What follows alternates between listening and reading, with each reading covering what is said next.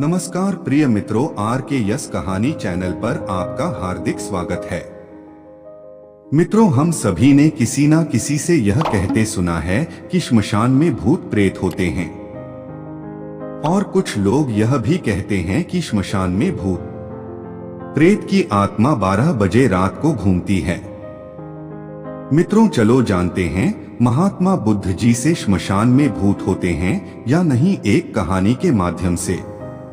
जो भी व्यक्ति गौतम बुद्ध का शिष्य बनकर बुद्ध के साथ रहना चाहता है और बुद्ध की शरण में आना चाहता है, तो बुद्ध जी कुछ लोगों को बुद्ध बिना परीक्षा लिए ही स्वीकार कर लेते थे और आश्रम में रहने की अनुमति दे देते हैं। पर कुछ व्यक्तियों को वो कह देते कि जाओ, पहले एक दिन और एक रात शमशान में गुजार कर आओ। एक दिन एक व्यक्ति बुद्ध के पास आया और उसने बुद्ध के आश्रम में शामिल होने की इच्छा जताते हुए कहा, हे गुरु जी, मैं आपका शिष्य बनना चाहता हूँ। बुद्ध ने कहा, तुम्हें मेरा शिष्य बनने के लिए एक दिन और एक रात पूरा शमशान में बिताना होगा, और वहां पर तुम जो कुछ भी देखोगे, जो भी महसूस करोगे, मुझे आकर बताओगे, तब उसके बाद ही तुम आश्रम में शामिल हो पाओगे। गौतम बुद्ध की ये बात सुनकर वो व्यक्ति घबरा गया और उसने बुद्ध से डरकर कांपती आवाज में कहा, गुरु जी, दिन में तो ठीक हैं, लेकिन रात में शमशान में रहना बहुत खतरा है। बुद्ध ने कहा, कैसा खतरा? व्यक्ति ने कहा, वहां भूत प्रेत होंगे, वो मुझे पकड़ लेंगे और जान से मार देंगे या तो मेरा जीवन नर्क बना देंगे। भूत प्रेतों का खौफ उस व्यक्ति के चेहरे पर साफ दिख रहा था। बुद्ध ने कहा, क्या तुमने भूत प्रेत देखे हैं? व्यक्ति ने कहा, नहीं, पर मैंने सुना बहुत हैं, और कुछ ऐसे लोगों को जरूर देखा है जिनमें भूत आ जाते हैं और उन्हें परेशान करते हैं, अजीब अजीब हरकतें करते हैं। इस पर बुद्ध ने कहा, फिर तो अब तुम्हारे पास ये अच्छा मौका है ये जानने के लिए कि क्या सच में भूत प्रेत होते हैं या नहीं। तुम एक रात शमशान में व्यतीत करो, वहां पर तुम्हें कुछ ऐसा लगे कि वो भूत हैं, तो देखना कि वो कैसा दिखता है, और यदि ऐसा कुछ ना हुआ तो तुम यह जान पाओगे कि भूत प्रेत जैसी कोई चीज नहीं होती है। इस तरह पूरी रात तुम जो भी अनुभव कर पाओ, वो सब कुछ सुबह मुझे आकर बताना। बुद्ध की बातों को सुनकर वो व्यक्ति तैयार हो जाता है। व्यक्ति बोला, ठीक है गुरु जी, मैं एक पूरा दिन और रात शमशान में गुजारूंगा। बुद्ध ने कहा, ठीक है, अभी तुम स्नान कर लो और आश्रम में जाकर भोजन करके आराम करो, और कल सुबह की पहली किरण के साथ ही शमशान पहुंच जाना। व्यक्ति को आश्रम में जाने के बाद बुद्ध ने अपने 4 शिष्यों से कहा कि वह व्यक्ति कल शमशान जाएगा, तुम सब उसके पीछे जाना और उस पर नजर रखना, पर ध्यान रहे उसे थोड़ा भी ना लगे कि कोई उस पर नजर रख रहा है। अगले दिन सुबह होते ही वो व्यक्ति शमशान में पहुंच गया और 4 शिष्य भी उस व्यक्ति का पीछा करते हुए एक जगह छुपकर उस व्यक्ति पर नजर रखने लगे। जब तक दिन था तब तक वो व्यक्ति शमशान में इधर उधर घूमता रहा, उसे काश वैसा कुछ भी अनुभव नहीं हुआ। लेकिन जैसे जैसे सूर्य के ढलने के साथ अंधेरा बढ़ता जा रहा था, वैसे वैसे व्यक्ति की धड़कनें भी बढ़ती जा रही थी। किसी तरह उस व्यक्ति ने पूरी रात शमशान में गुजार ही ली और सुबह होते ही वो बुद्ध के पास पहुंच गया। बुद्ध ने व्यक्ति से पूछा, बताओ शमशान में कैसा समय गुजरा तुम्हारा? क्या तुमने कोई भूत देखा और क्या क्या अनुभव किया? व्यक्ति बोला, गुरु जी, जैसे ही मैं सुबह सुबह शमशान में पहुंचा तो वहां कुछ घंटे बाद मुझे कुछ लोगों की भीड़ शमशान की ओर आती दिखाई पड़ी जो एक अर्थी लिए आ रहे थे। मैंने जब उन लोगों को ध्यान से देखा तो उनमें से कुछ लोग बहुत दुखी थे, कुछ लोग सामान्य और कुछ लोग बेहद खुश थे। वो लोग उस मरे हुए इंसान के बारे में बोल रहे थे कि इस व्यक्ति ने बहुत अच्छे कर्म किए हैं, बहुत किस्मत वाला है ये। इसके बाद उस मरे व्यक्ति के बेटे ने अपने वृद्ध पिता की चिता को अग्नि दी। अर्थी के साथ शमशान आए लोग कुछ देर वही खड़े रहे। चिता प्रचंड आग की लपटों से धू धू करके जलती रही और सभी लोग मायूस खड़े होकर जलती चिता को देख रहे थे। जैसे जैसे चिता की आग धीमी होने लगी, वहां पर मौजूद लोग भी वहां से जाने लगे और थोड़ी देर बाद वहां पर दो और अर्थी आई, जिसमें एक अर्थी किसी अमीर व्यक्ति की थी जो तरह तरह के फूलों से बहुत सजी धजी थी। उस अर्थी के आसपास बहुत से लोग भी थे और दूसरी अर्थी एक गरीब व्यक्ति की थी जो बेहद साधारण सी थी और उसके आसपास गिने चुने ही लोग थे। अमीर व्यक्ति की चिता चंदन की लकड़ी पर जलाई गई, जबकि गरीब व्यक्ति की चिता साधारण लकड़ियों पर जलाई गई। पहले अमीर व्यक्ति की चिता को जलाया गया क्योंकि वो अमीर था। उसके बाद गरीब व्यक्ति की चिता जलाई गई। दोनों व्यक्तियों की चिताएं जब जल गई तो सभी लोग शमशान से चले जाते हैं, लेकिन मैं वहीं खड़े चिताओं को देखता रहा। अब बुद्ध ने कहा, तुमने उनकी चिताओं को देखकर क्या समझा और क्या अनुभव किया?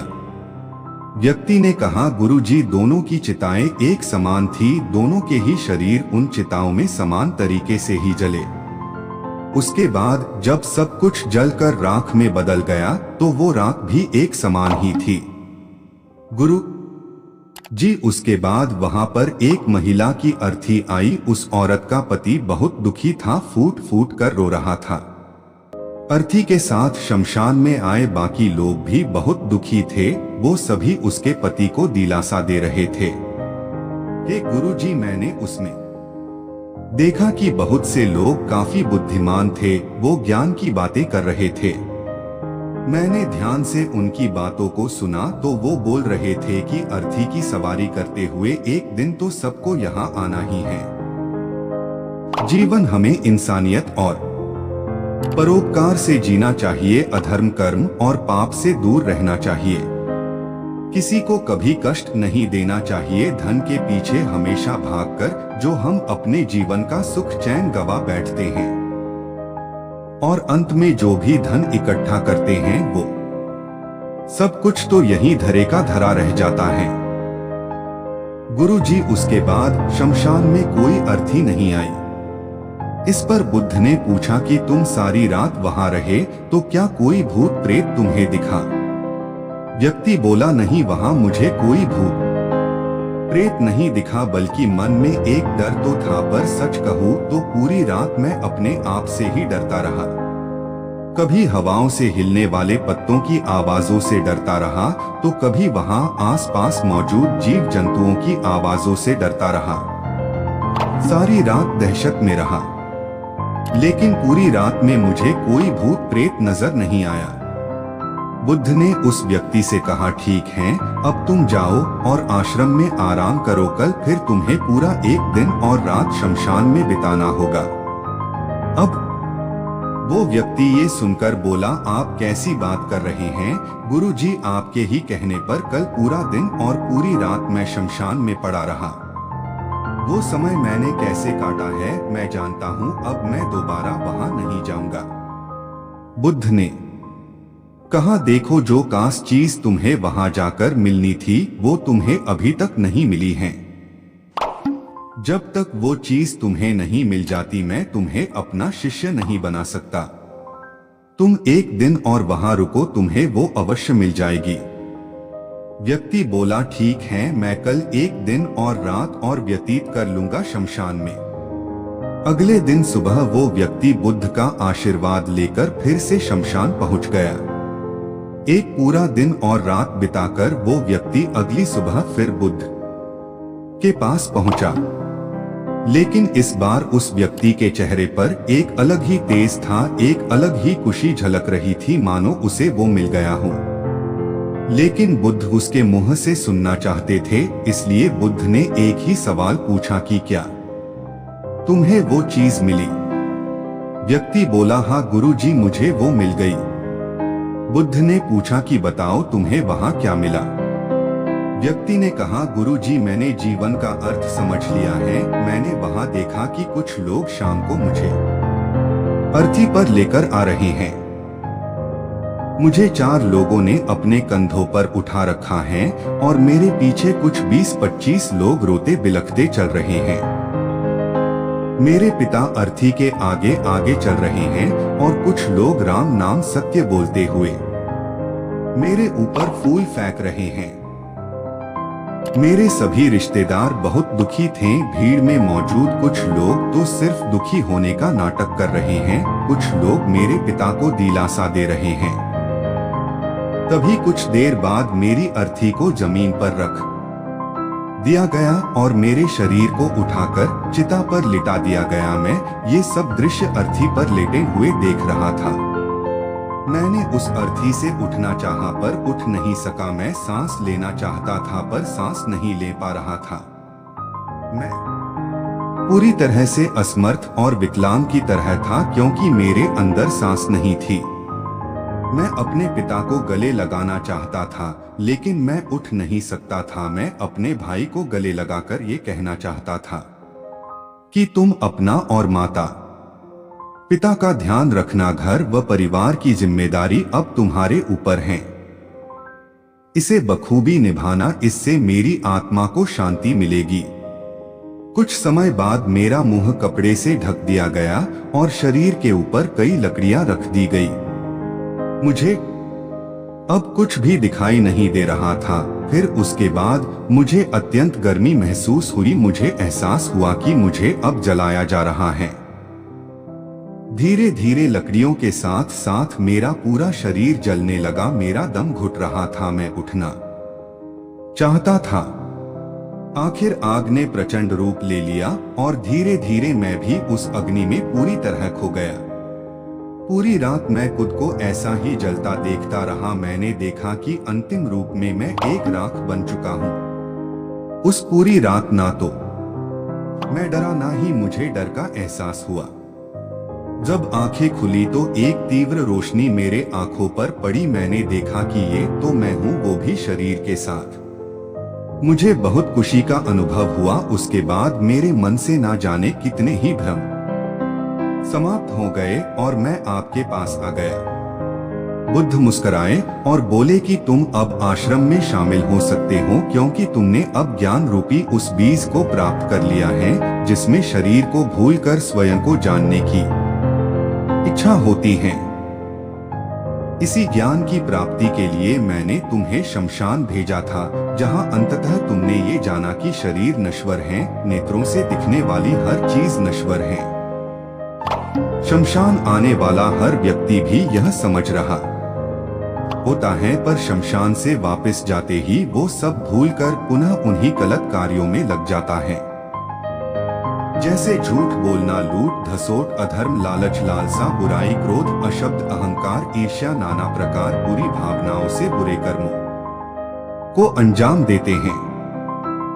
किंतु अब तुम्हारे अंदर ज्ञान का वो बीज जम चुका है जिसमें हम जीवन को तब तक नहीं समझ सकते जब तक मृत्यु को निकट से देखा व समझा ना जाए।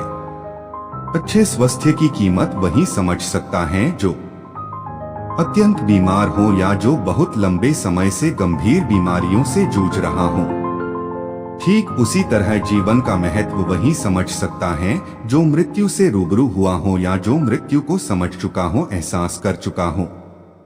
अब तुम्हें इसी बीज को लक्ष्य बनाकर कर ध्यान की मदद से स्वयं को और ज्यादा जानना है और ज्ञान की उस सीमा पर पहुंचना है जिसे जानने के बाद कुछ भी शेष नहीं रह जाता है। कोई इच्छा, कोई लालसा शेष नहीं रह जाती। मन हर विचारों से मुक्त हो जाता है। सब शून्य में समाहित हो जाता है। मन में जिज्ञासा का कौतूहल शांत होकर ज्ञान रूपी शांति में बदल जाता है। यहीं से परम शांति, सुख, सुकून का आनंद एवं अनुभव प्राप्त होना आरंभ होता है। तो दोस्तों, अगर आप भी भूत प्रेत आत्मा देखी है तो कमेंट करके जरूर बताएं। अगर कहानी थोड़ा भी पसंद आई हो तो लाइक करें और चैनल को सब्सक्राइब नहीं किया है तो अपने कोमल भावनाओं के साथ सब्सक्राइब करें। धन्यवाद।